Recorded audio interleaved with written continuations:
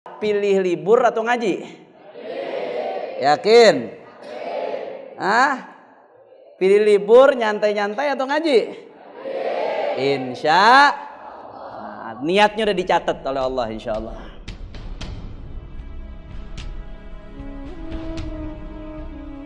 Alhamdulillahirabbil alamin. Wa bihi nasta'in ala umuri dunya waddin. Allahumma shalli wa sallim wa barik wa karrim wa majjid wa 'azzim ala sayyidina wa habibina wa syafi'ina wa nuri qulubina Muhammad al-Fatih lima ughliqa wal khatimi lima sabaq nasiril haqqi bil haqq wal hadi ila siratal mustaqim wa ala alihi wa sahbihi haqqa qadrihi wa miqdarihi al-azim. Amma ba'd. Sama-sama kita hormati dan kita muliakan guru kita, pembimbing kita, murabbi kita, Sayyidil Habib Guresh ibn Syekhina Al-Habib Qasim bin Hasan bin Ahmad Baharun bin Ahmad bin Husain bin Tahir Baharun. Mudah-mudahan Allah berikan beliau panjang umur, sehat walafiat, dan kita mendapatkan keberkahan dari ilmu beliau. Hadir di sini juga menantu-menantu beliau, putra-putra beliau, ada Al-Habib Nabil Al-Hindwan, Al-Habib Bagir bin Tahir, dan juga hadir bersama saya dari Jakarta kakak saya Al-Habib Ahmad bin Muhdhar bin Husain ibn al-Imam Al-Qutub Al-Habib Abdullah bin Muhsin Al-Attas. Hadir juga bersama saya ada Haji Alfan dan Habib Ahmad bin Alwi Al-Attas. Semuanya kita doakan guru-guru kita mudah-mudahan selalu dalam lindungan Allah Subhanahu wa taala. Salam penghormatan juga saya sampaikan kepada yang saya cintai, yang saya hormati dan yang saya banggakan, segenap santri-santri Pondok Pesantren As-Sidqu, yang mudah-mudahan Allah Subhanahu wa taala yaftah alaina futuhal arifin wa yufaqqihna fid din wa yu'allimna at-ta'wil wa yu'allimna sawa'as sabil.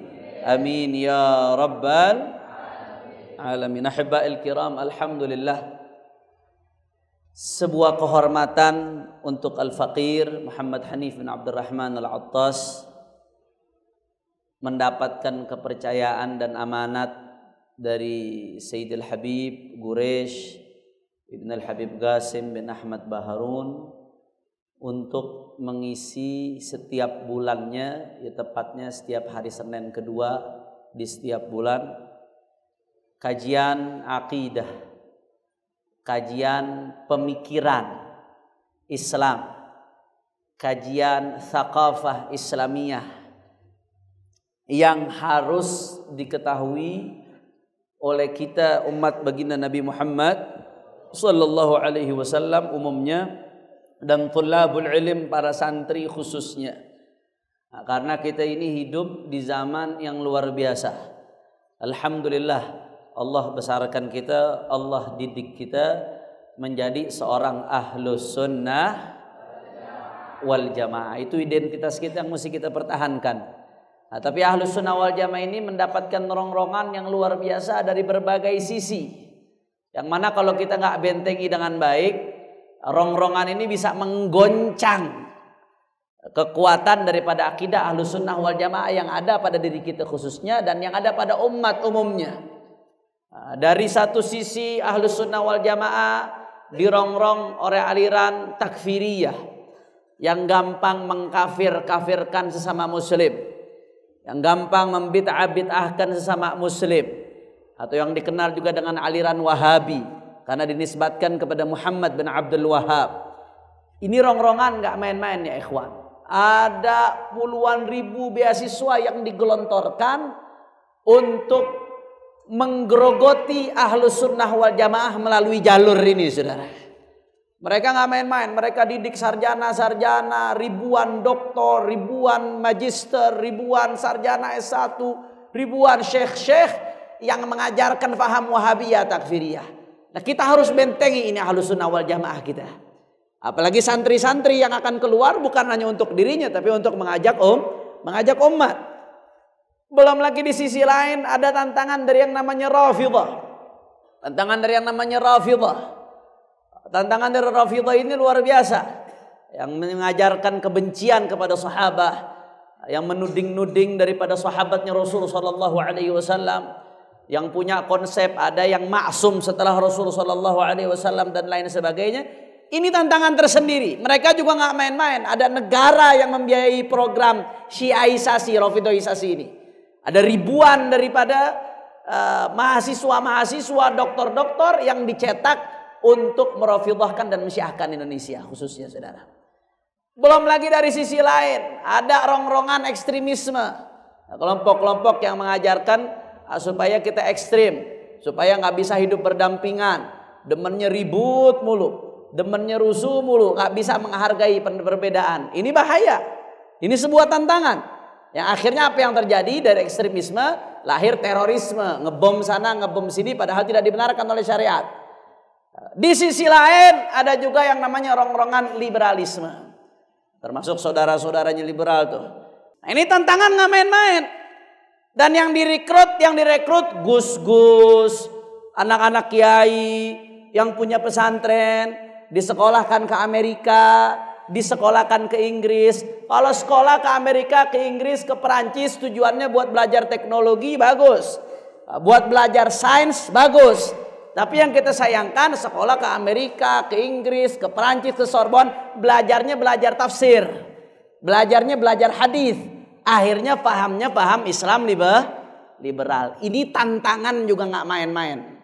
Nah, makanya kita yang mengaku Ahlus Sunnah wal Jamaah, khususnya para santri pewaris baginda Nabi besar Muhammad sallallahu alaihi wasallam, mesti membekali diri untuk betul-betul menjadi benteng Ahlus Sunnah. Kira-kira jelas atau tidak? Kompak nih santri, lemes-lemes lagi puasa ini ya. Walaupun puasa nggak boleh lemes. Sahabat puasa tetap perang. Perang Badar itu adanya di bulan Ramadan. Jadi puasa bukan alasan buat lemas. Kira-kira jelas atau tidak? Kalau begitu siap kita jaga Ahlus Sunnah wal Jamaah? Siap jadi benteng Ahlus Sunnah wal Jamaah? Allahumma sholli ala Muhammad. Allahumma sholli wa sallim barik. Nah, pada pertemuan kali ini ada satu pembahasan penting yang akan saya bahas pada pertemuan kali ini, yaitu pilar-pilar toleransi. Kenapa saya ingin bahas ini pada pertemuan pertama? Saudara, karena ini penting dan selalu jadi isu yang menarik. Masalah toleransi. Toleransi itu sikap saling menghargai, saling menghormati satu sama lain. Itu disebut toleran. Nah, isu toleransi antar umat beragama ini selalu jadi isu yang menarik. Selalu jadi isu yang digembor-gemborkan. Di satu sisi ada yang menuduh Islam atau umat Islam sebagai pihak yang intoleran, yang tidak menghargai pemeluk agama lainnya. Isu ini ada. Apa benar demikian? Di sini akan kita bahas. Bagaimana Islam memandang toleransi. Di sisi lain ada juga yang terlalu gemar mengatasnamakan toleransi tapi kebablasan. Ngakunya toleransi, akhirnya mencampur adukan agama, mengatakan semua agama benar. Ini di luar udah jadi hal yang biasa ya ikhwan. Ini kita kalau santri nggak tahu bahaya, nanti ikut-ikutan termakan. Di luar itu udah banyak yang mengatakan seolah-olah hal yang rumlah. Semua agama itu sama. Semua agama itu benar. Kita nggak perlu saling menyalahkan satu sama lain. Jangan merasa benar sendiri. Bukan kamu saja yang punya sorga, tapi semua agama juga bisa masuk sorga. Yang penting baik. Tuhan nggak lihat apa agamanya. Yang Tuhan lihat adalah kiprahnya. Yang Tuhan lihat adalah perbuatan baiknya. Nah, saya mau tanya, pernah dengar nggak ada yang ngomong seperti ini? Pernah dengar atau tidak? Ungkapan seperti ini bahaya atau tidak? Ada yang ngakunya toleransi, tapi akhirnya nyampur adukan ibadah. Kemarin belum lama kita sakit, dipertontonkan dengan sebuah tayangan yang sakit, yang tiap tahun kita dipertontonkan. Ada yang begitu Natalan baca maulidan di dalam gereja. Maulid di dalam gereja baca pakai hadroh. Ada yang begitu Natalan gosida Syekh Abu Bakar bin Salim. Nah, dibawa dalam acara Natalan di Jakarta kejadian itu. Ngatasnamakan toleransi. Nah, sekali lagi ini bahaya. Jadi di satu sisi Islam dituduh intoleran, ekstrim kiri menuduh Islam intoleran, tapi ada juga ekstrim kanan yang terlalu berlebihan di dalam memaknai toleran. Lantas bagaimana Islam memandang toleransi? Mari kita bahas, saudara. Kita masuk muqaddimah dulu. Di sini dijelaskan bahwasanya Islam bukan filsafat atau ideologi, tapi Islam itu akidah. Ini prolog pendahuluan sebelum kita masuk. Jadi Islam bukan filsafat. Salah kalau ada yang mengatakan Islam itu filsafat, karena filsafat itu produk manusia. Islam juga bukan ideologi, karena ideologi bisa juga menjadi produk manusia. Dan ideologi itu bisa benar, bisa salah. Nah, Islam bukan filsafat, Islam juga bukan ideologi, bukan. Makanya yang komunisme disebutnya ideologi, liberalisme disebutnya ideologi, dan lain sebagainya. Enggak, Islam bukan ideologi. Ideologi bisa jadi celah sebagai buatan manusia. Islam lebih dari itu. Islam adalah akidah. Kenapa Islam disebut akidah? Karena datangnya bersumber dari Allah Subhanahu. Jadi itu mesti bedakan kita dulu yang pertama. Bukan filsafat, bukan ideologi, tapi Islam adalah akidah. Karena kalau filsafat dan ideologi bisa saja bersumber dari manusia, tapi yang namanya akidah pasti bersumber dari Allah Subhanahu. Tentunya akidah sahihah, nanti akan kita bahas. Nggak sampai di situ. Islam bukan hanya hukum atau undang-undang, tapi lebih dari itu Islam syariat. Jadi Islam ini bukan hanya urusan keyakinan. Islam juga bukan hanya sekedar hukum dan undang-undang. Karena kalau hukum dan undang-undang bisa saja buatan manusia. Seperti hukum dan undang-undang yang ada di kebanyakan negara yang ada di dunia saat ini. Siapa yang buat? Manusia. Berdasarkan kesepakatan di antara mereka anggota parlemen, merumuskan hukum, merumuskan undang-undang yang diserap dari nilai-nilai yang ada, baik nilai Islam atau nilai lainnya, dirumuskan jadi undang-undang yang buat manusia. Islam bukan hanya sekedar hukum dan undang-undang. Ya, di dalam Islam ada hukum, di dalam Islam ada undang-undang. Akan tetapi Islam merupakan syariat. Kenapa disebutkan syariat? Lagi-lagi tadi karena sumbernya dari Allah Subhanahu dan baginda Nabi besar Muhammad sallallahu alaihi wasallam. Kira-kira jelas atau tidak? Ini dasar yang perlu kita pahami nih agar kita tidak rancu. Jadi kalau ditanya apa perbedaannya hukum syariat Islam dengan hukum lainnya? Hukum Islam syariat. Syariat datangnya bukan dari manusia, bukan dari ulama, tapi bersumbernya dari wahyu dari Allah Subhanahu wa taala melalui lisan baginda Nabi besar Muhammad sallallahu alaihi wasallam. Dan Islam bukan sekedar moral atau budi pekerti, tapi Islam adalah akhlak. Karena kalau moral dan budi pekerti bisa saja subjektif. Subjektif dalam arti tergantung pandangan manusia. Moral yang baik menurut si A belum tentu baik menurut si B. Moral yang baik menurut si C belum tentu baik menurut si D. Itu moral, itu budi pekerti. Tapi kalau akhlak enggak, lagi-lagi sama. Akhlak sumbernya kembali ke apa yang diturunkan oleh Allah Subhanahu wa taala melalui baginda Nabi besar Muhammad sallallahu alaihi wasallam. Anda kasih contoh yang sederhana yang gampang.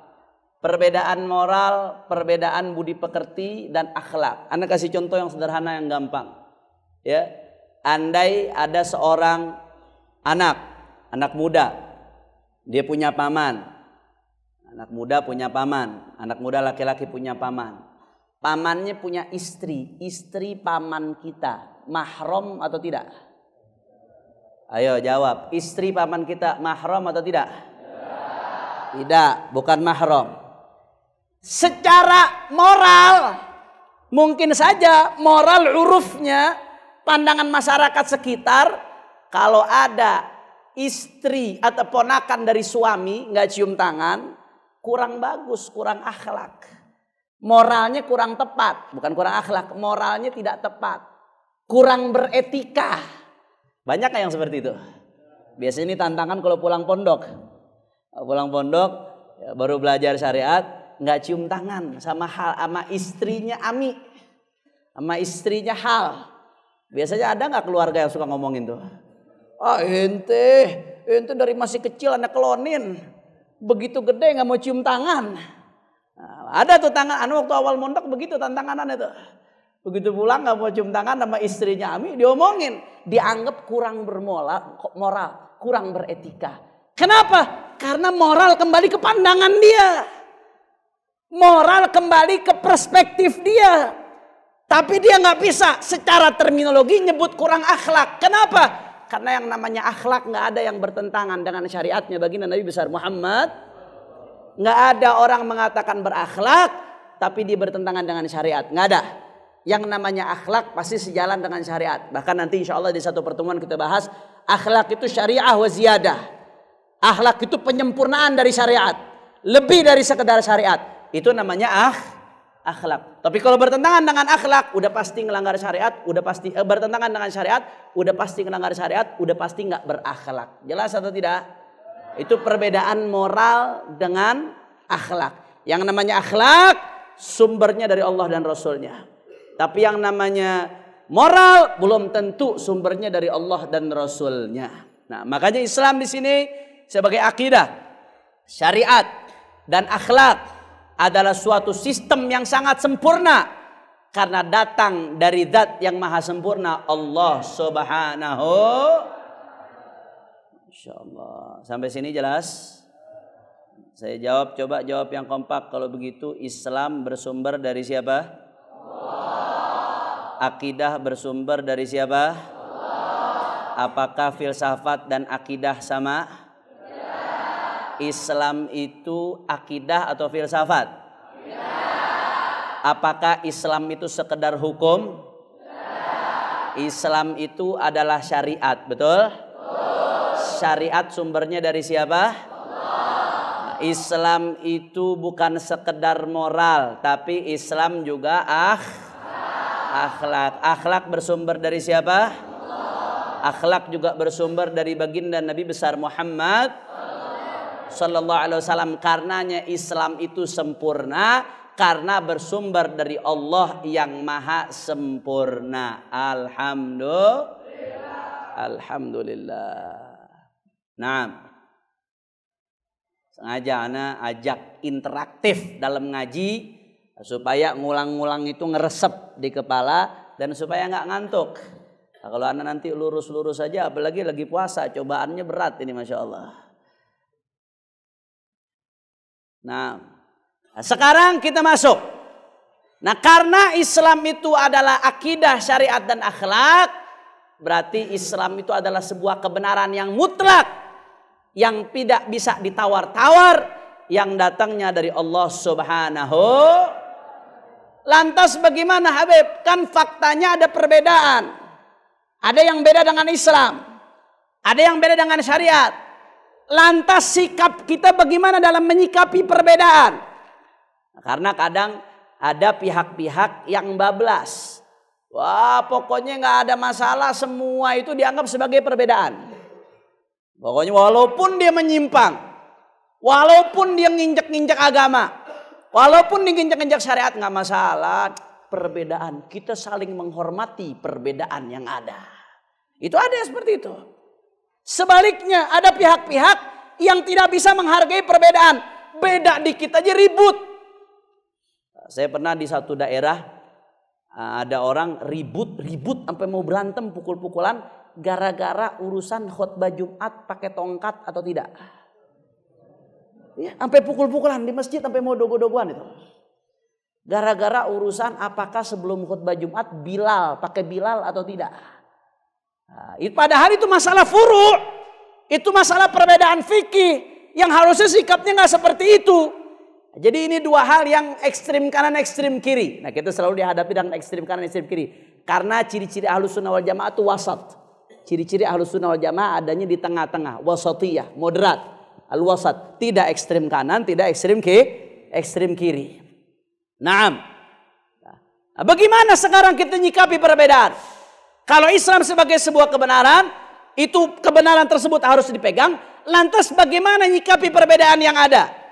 Nah, di sini lihat baik-baik, perhatikan. Yang bawa pulpen, bawa kitab, dicatat. Ini ilmu. Nah, ini ilmu yang penting, yang perlu kita pahami di dalam mengarungi dunia dakwah supaya kita tidak salah dalam bersikap.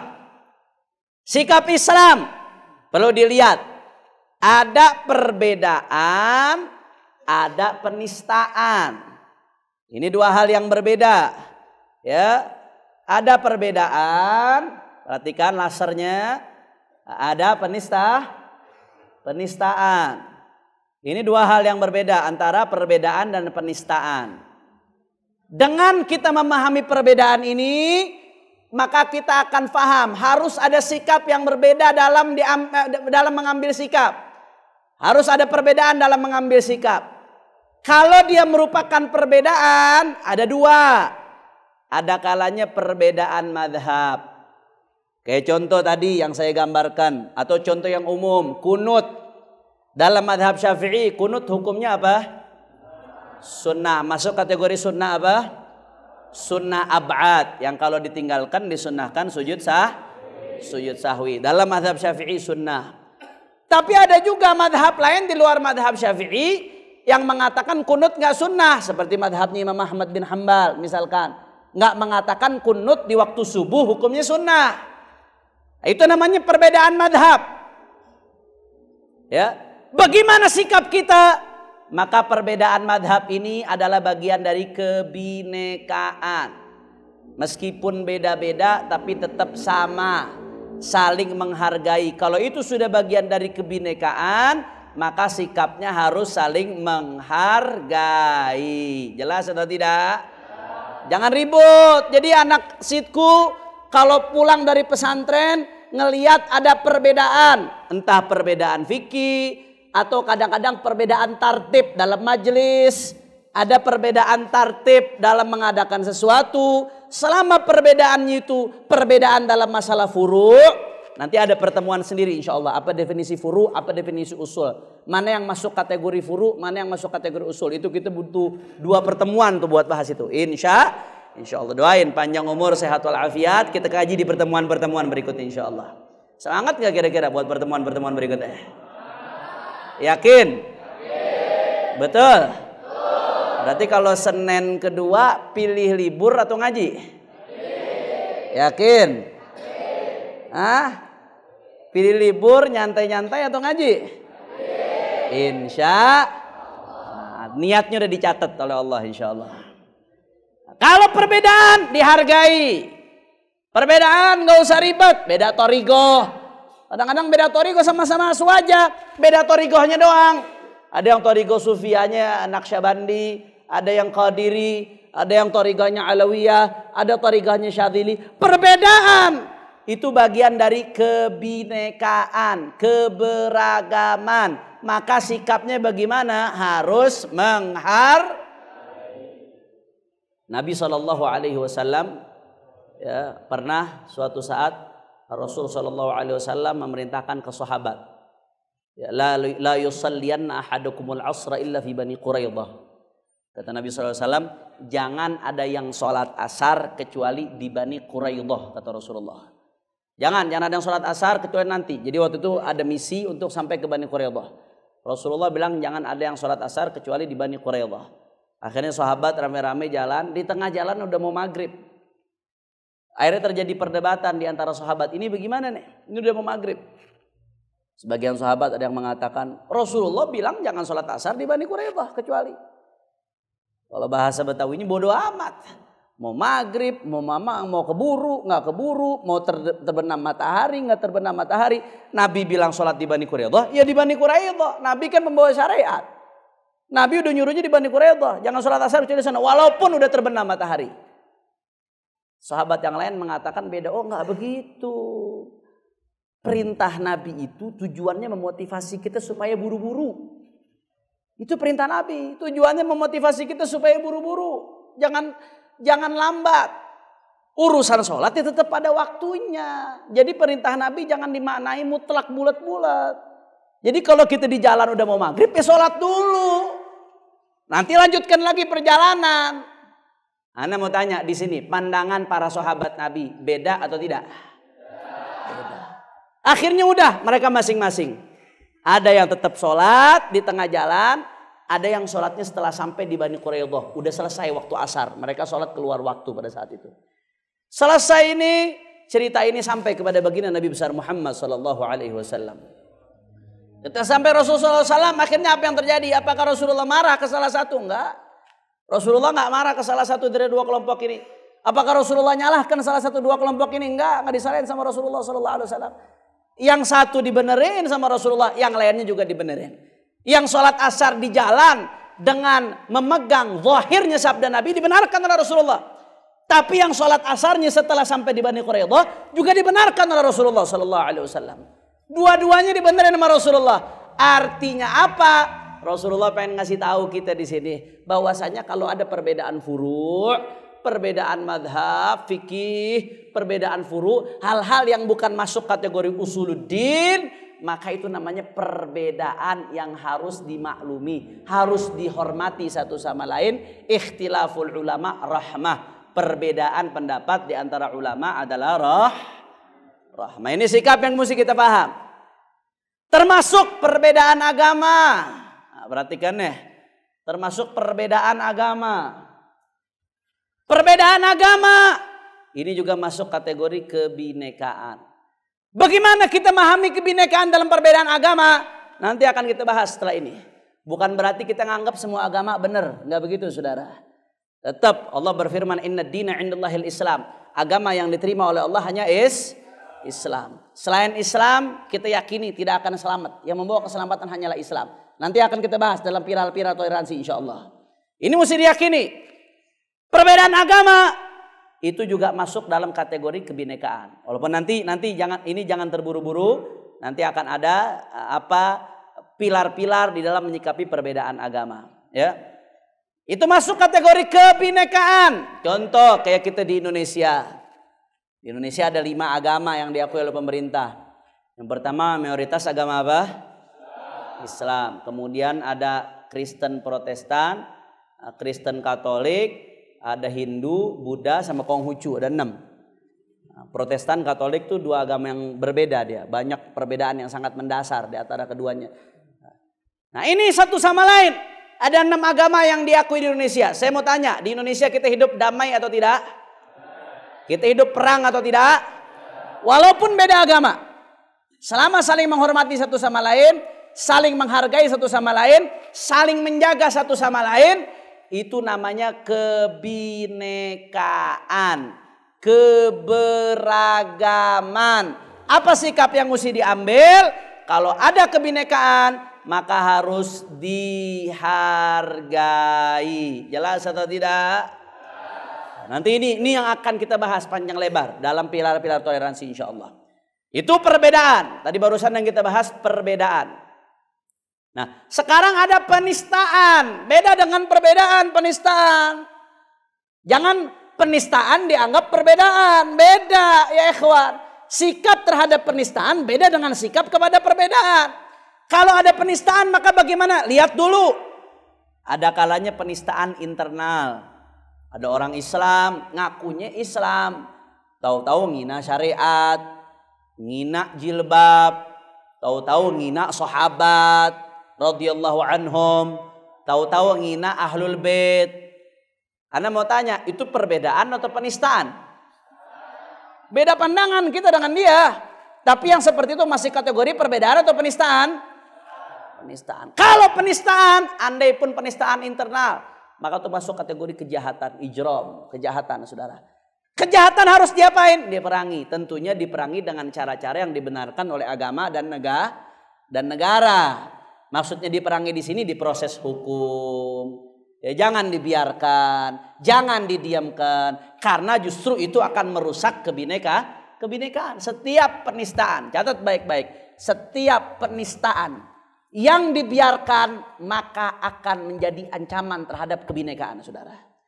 Jadi jangan dibalik-balik. Orang yang melawan penistaan dianggap merusak kebinekaan, enggak. Sebaliknya, justru setiap penistaan yang dibiarkan justru akan menjadi ancaman terhadap kebinekaan. Karena dia nggak bisa menghargai perbedaan. Karena dia nggak bisa menghargai muqaddasat, keyakinan yang dianggap suci oleh masing-masing kelompok, oleh masing-masing agama. Nah, itu kejahatan. Kalau ada penistaan internal seperti yang Anda contohkan tadi. Ngakunya Islam, tapi menistakan hari akhirat, menghina hari akhirat dan lain sebagainya. Itu kejahatan. Kejahatan mesti disikapi dengan tegas, diperangi. Mesti diperangi, diproses, ditangkap. Nah, karena kan di Indonesia juga ada undang-undang anti penistaan agama. Nah, atau ada penistaan eksternal yang melakukan penistaan orang di luar Islam, atau orang Islam menistakan agama lain. Nggak boleh, saudara. Bukan agama Islam aja yang nggak boleh dinistakan. Orang Islam juga nggak boleh menistakan agama lain. Nanti akan kita bahas. Ada dalam pilar-pilar toleransi akan ada. Nggak boleh. Kita ngina Tuhan agama lain. Kita merendahkan Tuhan agama lain. Tuhan agama lain kita jadikan bercandaan. Nggak boleh, saudara. Haram hukumnya. Al-Quran yang melarang. Akan kita bahas insya Allah.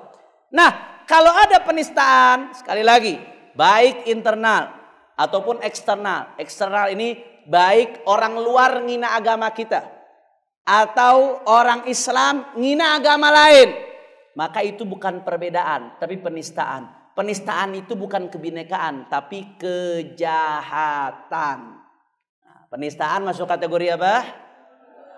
Kejahatan. Kalau ada kejahatan bagaimana? Mesti ditindak, mesti diproses hukum.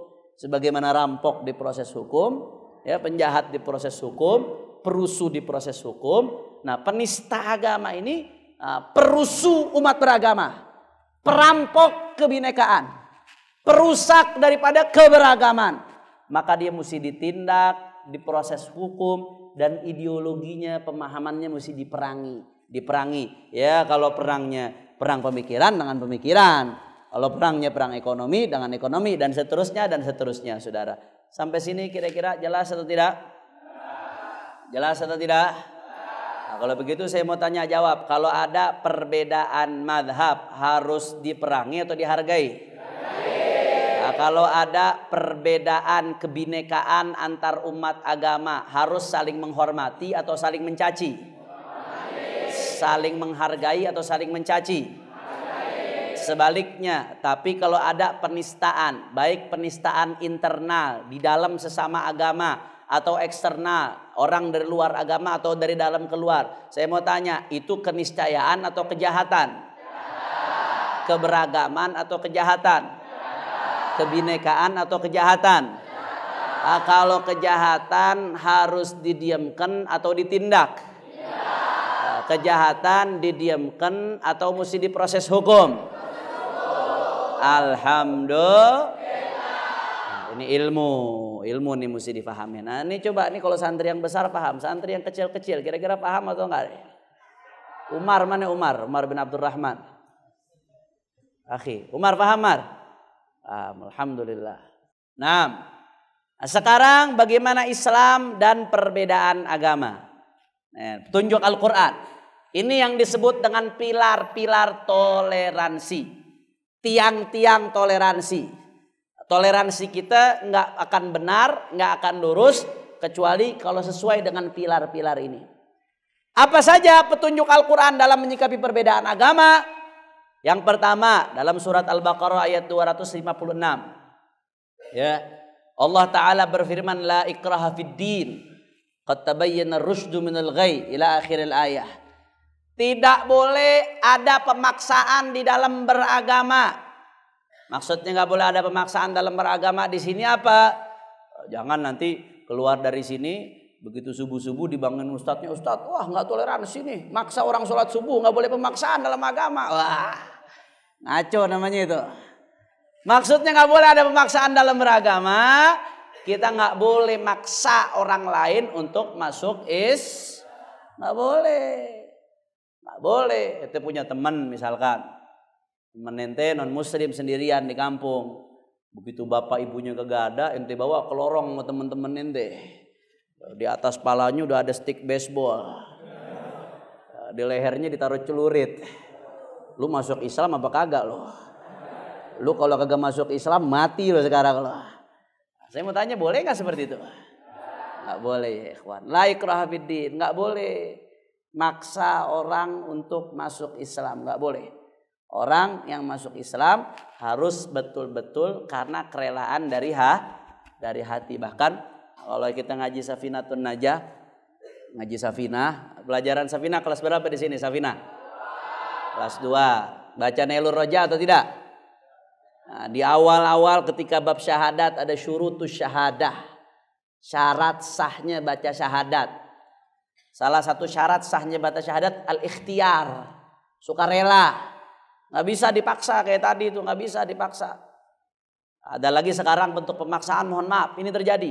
Ini terjadi. Anda kasih gambaran ke ente supaya hidup di luar nih nggak seindah di pondok.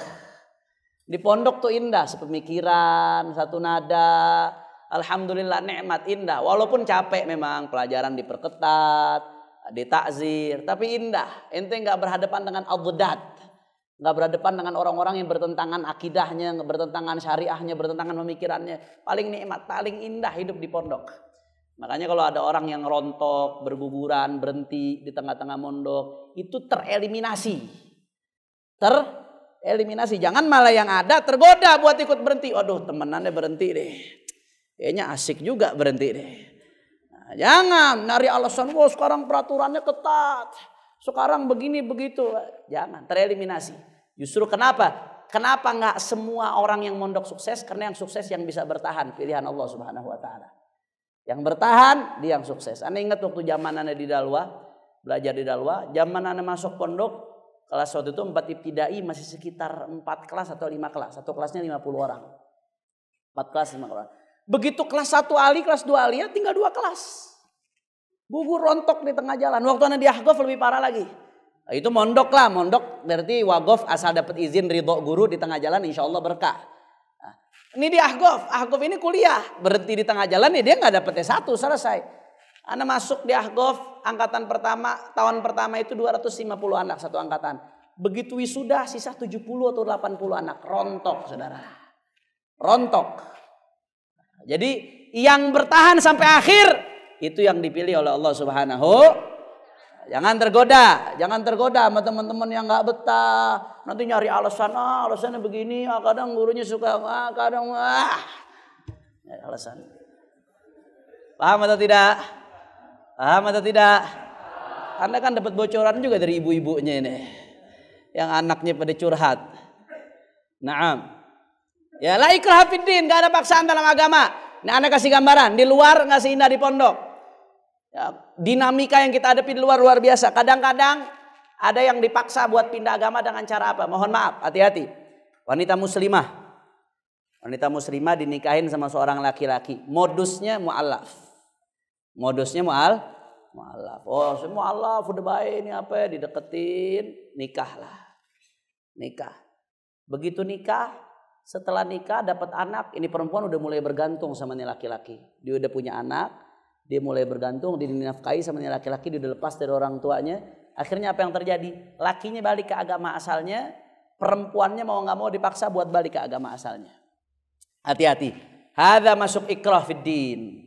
Masuk kategori pemaksaan dalam agama. Apa boleh dalam Islam seperti itu? Nggak boleh. Kita ngajak orang masuk Islam dengan iming-iming. Ente masuk Islam ya, kalau masuk Islam dapat Indomie 1 dus. Kenapa Anda contohin Indomie 1 dus? Ya di kampung-kampung, di gunung-gunung kristenisasi itu cuma lewat Indomie 1 dus, beras 1 karung. Berapa banyak orang-orang miskin yang imannya lemah, ini PR antum nanti buat dakwah. Jadi dakwah jangan mikirnya yang enak-enak doang. Jangannya mikirnya dakwah, dakwah pakai mobil enak, murid banyak, dapat amplop. Jangan mikirnya begitu. Enggak, itu anugerah Allah. Itu anugerah Allah. Guru kita Habibana Gures, Anda tahu betul. Dulu zaman Anda masih kecil, beliau ngajar di Darul Mustafa. Itu yang hadir cuma 10-15 orang yang hadir. Beliau ngajar sampai pingsan, sakit saudara. Dalam keadaan sakit ngajar sampai pingsan. Yang waktu itu diantara yang gotong ke rumah sakit Abahan almarhum Darul Mustafa di Petamburan. Artinya perjuangan itu namanya dakwah itu jangan langsung berpikir dakwah enak, dakwah ini apa namanya identik dengan kemewahan. Oh dakwah ini lah. Kalau memang Allah kasih dunia itu anugerah Allah Subhanahu dan itu cobaan secara sekaligus. Jangan dianggap sebagai anugerah aja, cobaan dari Allah Subhanahu wa taala. Tapi yang jadi PR kita bagaimana betul-betul memperjuangkan umatnya baginda Nabi besar Muhammad. Nah, kenapa Anda kasih contoh tadi tuh? Indomie sekardus, beras sekarung. Di gunung-gunung, itu ini kejadian lama. Di gunung-gunung, di kampung-kampung, di pelosok-pelosok. Ada orang-orang yang berubah imannya, keluar dari Islam cuma gara-gara Indomie sekardus sama beras sekarung, saudara. Nah, apakah dalam Islam boleh kita seperti itu? Kita masuk satu kampung, kita bikin bakso, ayo. Ya, yang mau masuk Islam, kami kasih Indomie satu kardus sama beras satu karung. Boleh nggak dalam Islam seperti itu? Nggak boleh. La ikraha fiddin. Itu pilar toleransi. Di antara pilar toleransi. Tidak ada unsur pemaksaan apapun di dalam agama. Baik pemaksaan secara langsung atau pemaksaan secara tidak langsung. Tapi kalau kita menunjukkan akhlak baik, buat ngambil simpatik, itu bagian dari dakwah. Anda pernah dengar cerita Al-Habib Ahmad Masyhur bin Thaha Al-Haddad? Ya, itu salah satu dakwahnya beliau. Datang ke satu kampung di Afrika. Beliau buka warung. Itu wali besar Al-Arif Billah. Sezaman dengan Al-Habib Abdul Qadir bin Ahmad As-Saggaf. Sahabat karibnya Habib Abdul Qadir. Masuk satu kampung, buka warung. Dakwahnya beliau nggak ceramah di kampung tersebut. Beliau nggak langsung ngajar. Beliau buka warung. Tapi ketika buka warung tersebut, beliau muslim sendiri, sisanya orang non-muslim. Ketika buka warung ditunjukkan akhlaknya. Orang yang nggak mampu mau ngutang dikasih, nggak mampu bayar dibebaskan. Ada orang yang kesusahan nggak punya duit buat beli dikasih. Ada anak kecil dikasih hadiah biar girang. Sampai orang-orang kampung itu lihat, ya Allah, ini orang dagang kok kayak nggak ada untungnya nih. Bebasin utang, ngasih, nyenengin orang, senyum. Orang disambut dengan senyuman, dengan akhlak yang baik, memperlakukan orang dengan baik. Akhirnya apa yang terjadi? Itu orang satu kampung masuk Islam cuma gara-gara akhlak beliau dalam buka toko, saudara. Orang masuk Islam gara-gara akhlak dalam buka toko. Nah, kalau seperti itu bagaimana? Boleh, kita nggak ada pemaksaan. Itu namanya dakwah bilhal. Dakwah bilhal, dakwah dengan menunjukkan akhlak yang baik. Akhirnya gara-gara dilihat akhlak kita, dia cari tahu, penasaran. Emang siapa sih yang ngajarin? Oh, ternyata yang ngajarin dia agamanya. Islam yang ngajarin orang untuk ngasih utangan. Mengutangin orang pahalanya lebih gede dari sedekah. Karena orang utang udah pasti lagi susah.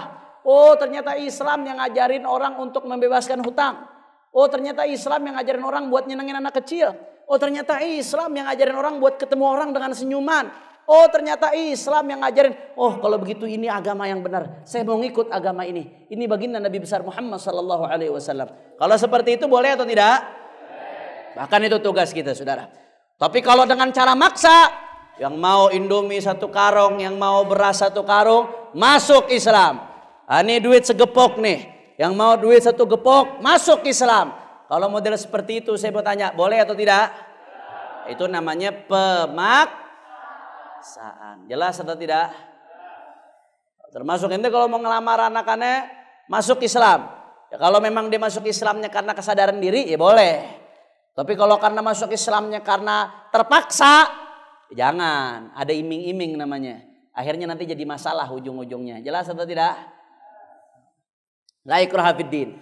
Ini pilar toleransi yang pertama, tidak ada pemaksaan di dalam beragama. Nah, la ilaha illallah. Insyaallah pilar-pilar berikutnya ini masih banyak slide-nya nih. Tadi ana agak panjang di mukaddimah karena kita pertemuan pertama. Ini nanti masih panjang, slide-slide-nya masih banyak. Insyaallah nanti kita akan bahas di pertemuan berikutnya insyaallah. Sampai sini jelas? Jelas? Baik. Wallahu a'lam bishawab. Ini saja yang saya sampaikan. Lebih kurangnya mohon maaf. Mudah-mudahan ini bermanfaat. Insyaallah di pertemuan-pertemuan berikutnya kita akan ada sesi tanya jawab. Insyaallah. Hadani Allah wa iyyakum ila shiratal mustaqim. Subhanakallahumma wa bihamdika asyhadu an la ilaha illa anta astaghfiruka wa atubu ilaik. Assalamualaikum warahmatullahi wabarakatuh.